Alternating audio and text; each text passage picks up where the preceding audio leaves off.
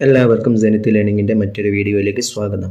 ഇന്ന് നമ്മൾ നോക്കാൻ പോകുന്നത് മസ്തിഷ്കവുമായി ബന്ധപ്പെട്ട കാര്യങ്ങളെക്കുറിച്ചാണ്.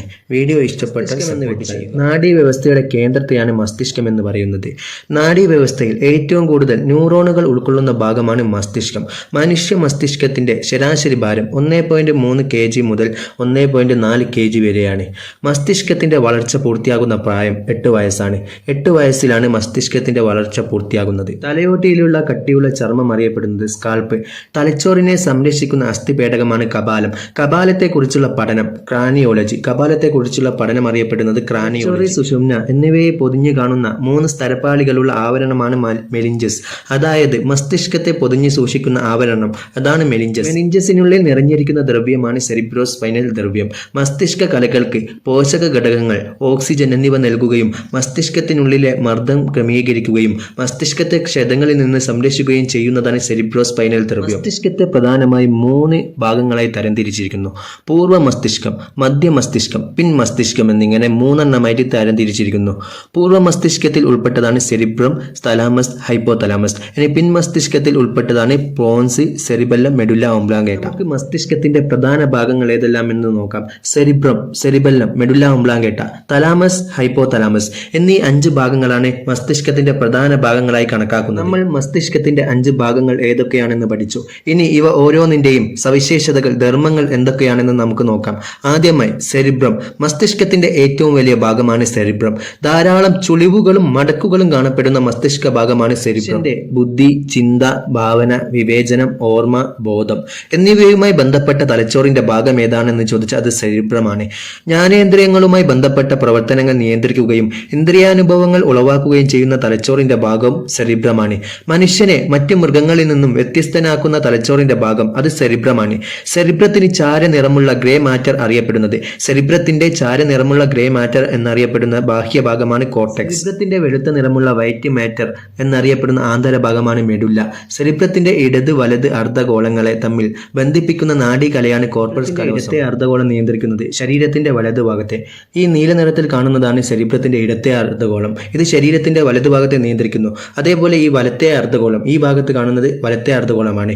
അത് ശരീരത്തിന്റെ ഇടതുഭാഗത്തെയും നിയന്ത്രിക്കും. ക്ഷതമേറ്റ ആളുടെ സംസാരശേഷി തകരാറിലാകാൻ കാരണം സെറിബ്രത്തിന് കേടുപറ്റിയതാണ്.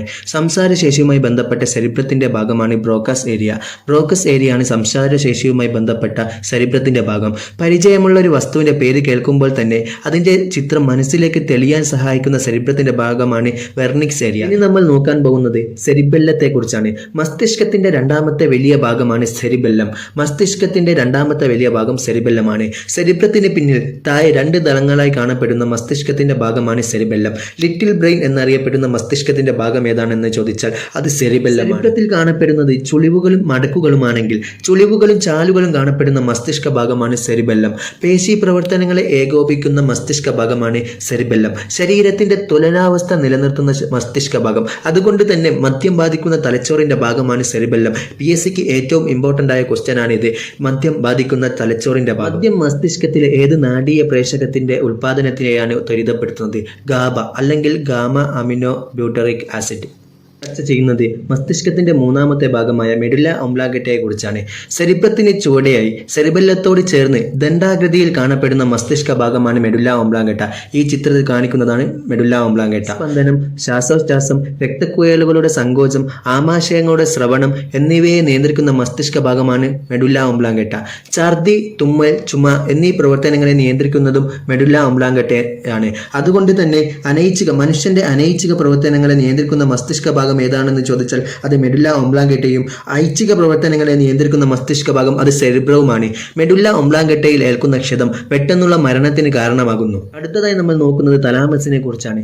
സെറിബ്രത്തിന് തൊട്ടുതാഴായി കാണപ്പെടുന്ന മസ്തിഷ്ക ഭാഗമാണ് തലാമസ്. വേദന സംഹാരികൾ പ്രവർത്തിക്കുന്ന തലച്ചോറിന്റെ ഭാഗമാണ് തലാമസ്. ശരീരത്തിന്റെ വിവിധ ഭാഗങ്ങളിൽ നിന്നുള്ള ആവേഗങ്ങളെ പരിശോധിച്ച് പ്രാധാന്യമുള്ളവയെ സെറിബ്രത്തിലേക്ക് അയക്കുന്ന മസ്തിഷ്കത്തിന്റെ ഭാഗമാണ് തലാമസ്. നിദ്രാവേളയിൽ സെറിബ്രത്തിലേക്കുള്ള ആവേഗങ്ങളെ തടയുന്നതും തലാമസ് ആണ്. സെറിബ്രത്തിലേക്കും സെറിബ്രത്തിൽ നിന്നുള്ള ആവേഗങ്ങളെ പുനഃപ്രസിദ്ധീകരണ കേന്ദ്രം ഏതാണെന്ന് ചോദിച്ചാൽ അത് തലാമസ് ആണ്.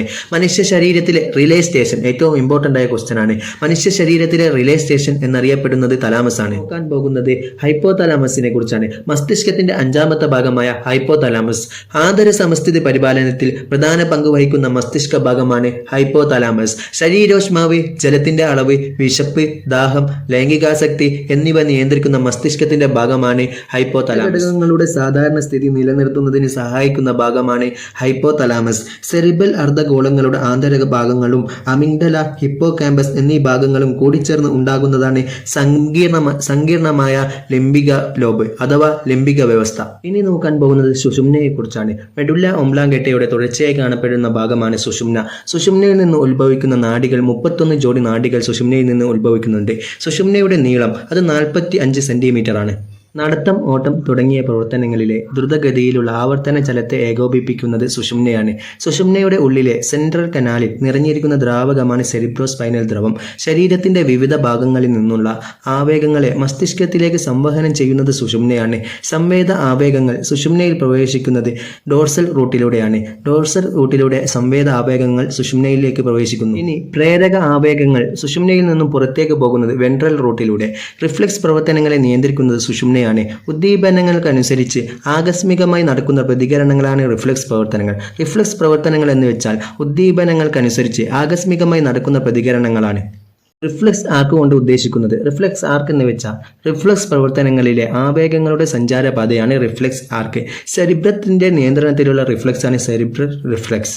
കണ്ണിൽ പ്രകാശം പതിക്കുമ്പോൾ കണ്ണ് ചിമ്മുന്നതാണ് സെറിബ്രൽ റിഫ്ലക്സ്. ഇവിടെ മസ്തിഷ്കത്തിന്റെ 5 ഭാഗങ്ങളെ കുറിച്ച് ചർച്ച ചെയ്തു. ഇനി അതിനെ ഒറ്റ നോട്ടത്തിൽ റിവിഷൻ ചെയ്തുകൊണ്ട് നമുക്ക് നമ്മുടെ ക്ലാസ് ഇവിടെ അവസാനിപ്പിക്കാം. ആദ്യമായി സെറിബ്രം മസ്തിഷ്കത്തിന്റെ ഏറ്റവും വലിയ ഭാഗം. ബുദ്ധി, ചിന്ത, ഓർമ്മ, ഭാവന, വിവേചനം, ബോധം എന്നിവയെ നിയന്ത്രിക്കുന്നു. അതായത് ഐച്ഛിക പ്രവർത്തനങ്ങളെ നിയന്ത്രിക്കുന്ന മസ്തിഷ്കത്തിന്റെ ഭാഗമാണ് സെറിബ്രം.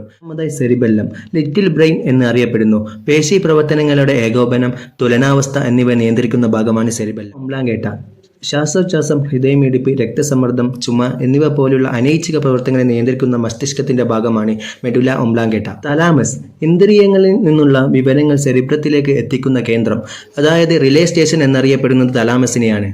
ശരീരത്തിന്റെ താപനില, വിശപ്പ്, ദാഹം, ഉറക്കം, ഹോർമോണുകൾ എന്നിവ നിയന്ത്രിക്കുന്ന മസ്തിഷ്കത്തിന്റെ ഭാഗമാണ് ഹൈപ്പോ തലാമസ്. മസ്തിഷ്കവുമായി ബന്ധപ്പെട്ട ഈ ക്ലാസുകൾ നിങ്ങൾക്ക് മനസ്സിലായെന്ന് വിശ്വസിക്കുന്നു. ഉപകാരപ്പെട്ടെങ്കിൽ മാത്രം സപ്പോർട്ട് ചെയ്യുക. നിങ്ങളുടെ PSC, SSC പഠിക്കുന്ന കൂട്ടുകാർക്ക് ഇത് ഷെയർ ചെയ്ത് കൊടുക്കുക. താങ്ക്